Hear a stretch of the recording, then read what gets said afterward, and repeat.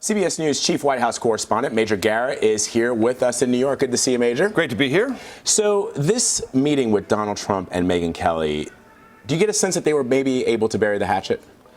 Well, sure, in the sense that the hatchet's real to begin with. I think Trump does have a sense of grievance, and he found some general political advantage with his older male audience, saying the media is against me, and don't even think Megyn Kelly's a good representative of the media. She's not. Everyone in the media is against me. Stoking that does work at a certain political level for Trump.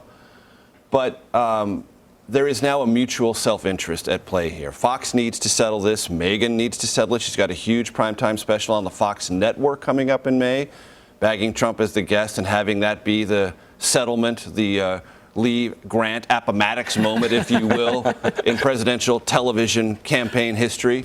Works for her and works for that show. Trump's unfavorable ratings among women are the highest we've ever seen for a presidential candidate. You can eke by in a Republican presidential primary if you have Republican women that are not that negative on you as they are nationally, but you can't survive in a national campaign if you are so deeply underwater as he is with women by like 30 or 40 points in some polls. I mean, our poll has 69 unfavorable, 19 favorable. That's 50%. That's crazy town. That's just staggering, that kind of disparity. So Trump needs to address that and settle that. So there's mutual self-interest, and that is, after all, what makes politics work and creates compromise where once there was friction. You mentioned that as sort of a fringe issue.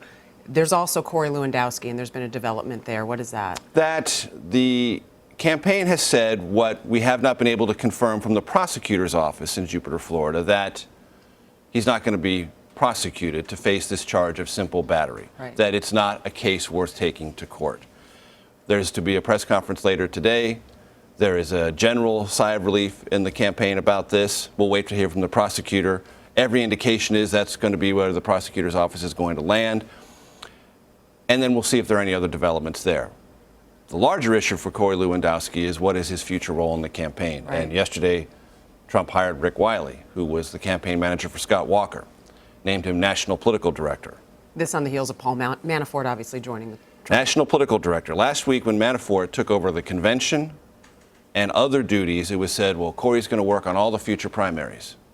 What does a National Political Director do? Work on future primaries. So there is a good deal of struggle still going on within the Trump inner circle about roles, who gets paid what, who has authority over what, who's going to be in charge of scheduling the TV ad campaigns and buys, what's the primary strategy, what's the overall messaging. All of that is not necessarily wasted time, but it takes time away from the central task that Trump and every candidate in his position has to focus on: winning as many primaries, grabbing as many delegates, and making a strong, successful, positive push toward the convention, one that unifies not only your supporters, but breeds fear in your opponents. Major, thank you so much. My pleasure.